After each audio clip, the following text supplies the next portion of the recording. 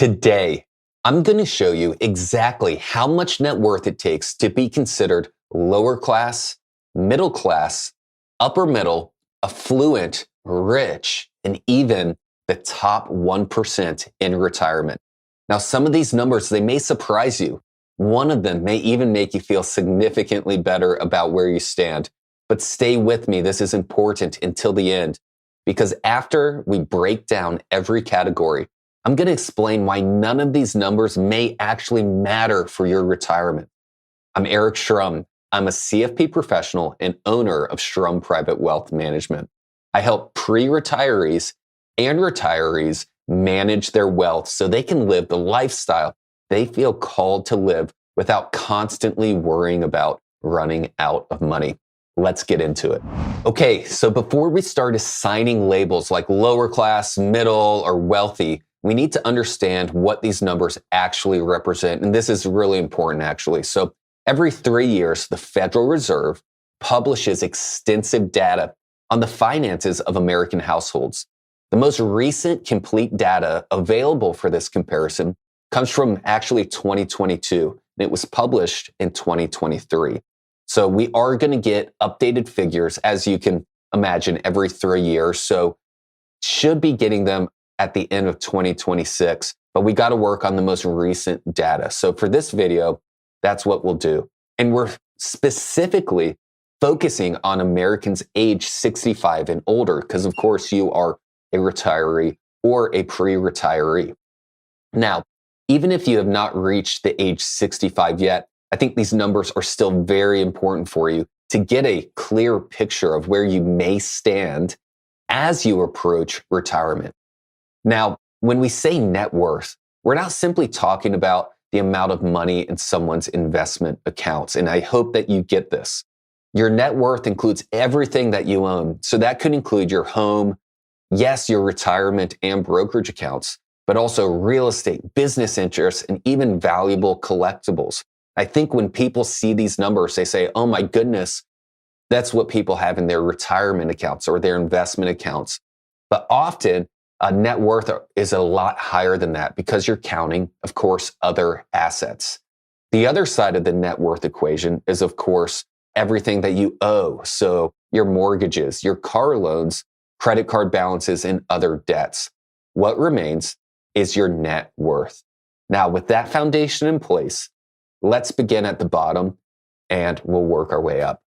Okay, first up, we have a lower class. Now, for the purposes of this exercise, we will define the lower net worth category as the bottom 25% of retirement age Americans.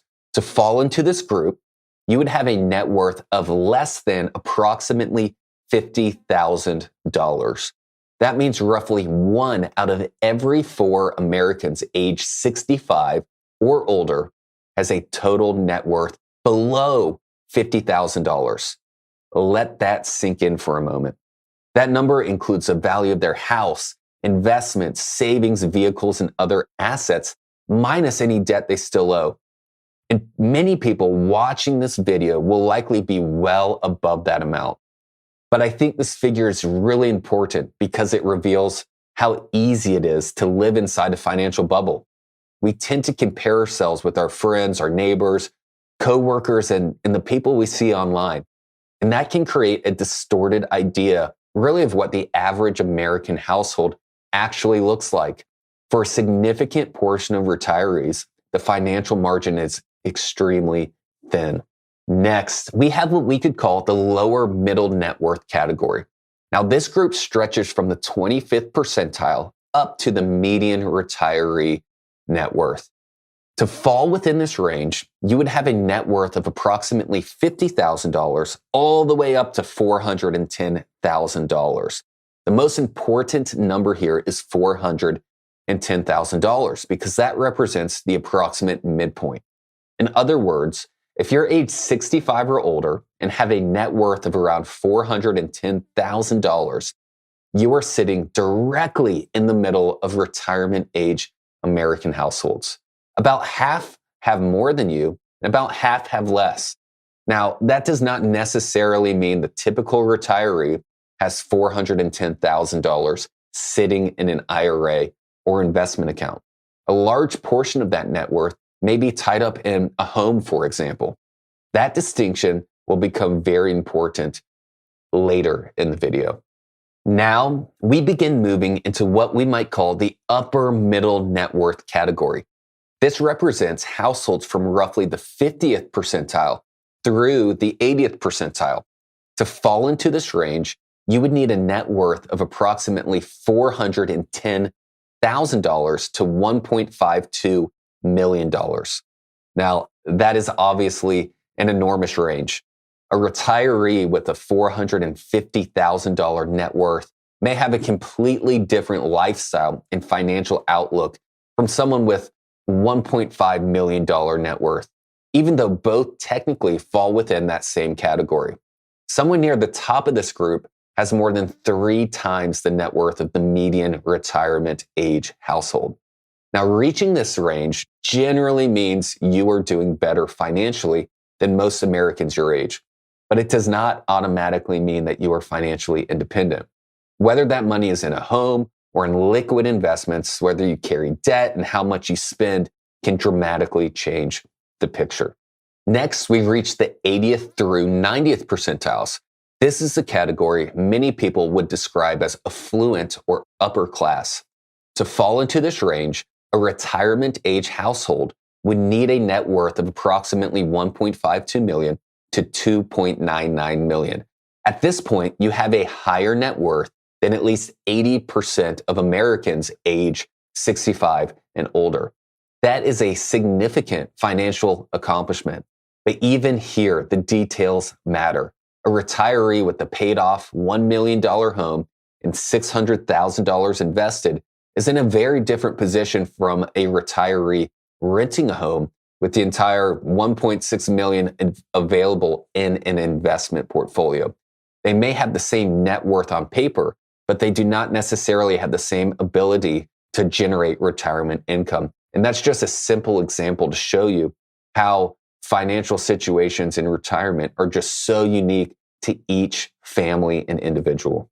Now we arrive at the top 10% of retirement age household net worths. This is the range many people would simply describe as rich. Now, to enter this group, you would need a net worth of approximately $2.99 million. The range continues all the way up to roughly $13.7 million. That is another extremely wide category. A household with $3 million is unquestionably in a strong position compared with the average American retiree. But someone with nearly $14 million has a level of flexibility that is entirely different. Still, if your net worth is around $3 million, you have more wealth than approximately 90% of retirement age Americans. And it shows just how wide the disparity can be within these percentiles. Finally, we reached the top 1%. To fall within the top 1% of retirement age net worths, you would need approximately $13.7 million or more. At that level, traditional retirement concerns may begin to shift. Instead of asking only, will I have enough money? The conversation often becomes, how do I reduce taxes? How do I protect these assets, give effectively, and transfer wealth responsibly to the next generation? Now, those are the numbers, and they can be interesting, informative, and even useful. Understanding where you stand compared with other people in your age group may reassure you that you are not as far behind as you feared. May also give you a clearer picture of the financial condition of retirement age Americans just in general. But now I want to give you really the most important part of this video. And if you pay attention to anything, pay attention to this. What if almost everything we just discussed does not determine whether your retirement is actually successful? The averages do not determine it. The percentiles do not determine it.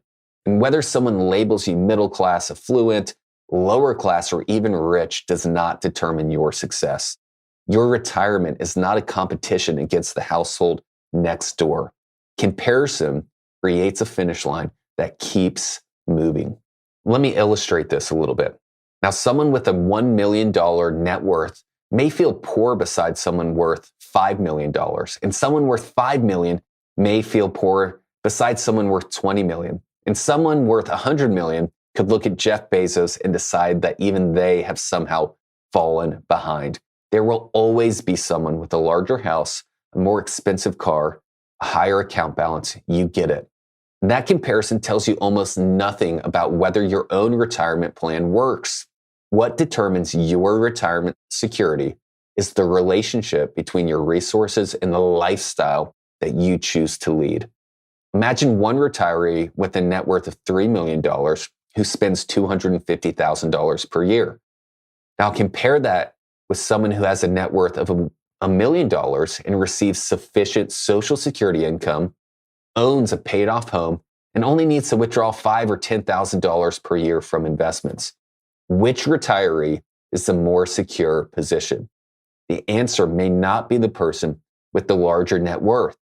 This is also why looking only at net worth or your retirement accounts can be misleading. The better question to ask yourself is not how rich am I compared with everyone else. The better questions are these. What kind of life do I feel led to live? What resources have been entrusted to me? How much will that life realistically cost? These are the questions you should ask, and not even to mention that the financial side of retirement and a life well lived is only part of your retirement. Your relationships with family, your friends, those around you have much more significance on the fulfillment and success of your retirement than just money, right? So if you're someone who is exploring retirement or you are in retirement and you're asking yourself these questions, we're here to help. We help retirees and pre-retirees manage their wealth, everything from investments, estate planning, tax management, and help them live the lifestyle they feel led to live without running out of money. If that's you, you can reach out for a complimentary introductory call in the link below. Thanks, and we'll see you next time. The content provided is for general information and educational purposes only and should not be considered a recommendation of any particular strategy, investment product, or investing advice of any kind. Content is not intended to be and should not be construed as legal or tax advice and/or a legal opinion. Please consult a financial professional for your specific situation. Investing involves risks, including the loss of the entire principal. Past performance does not guarantee future results. The views and opinions expressed here are of the author and do not necessarily reflect the opinion of Schrum Private Wealth Management, LLC.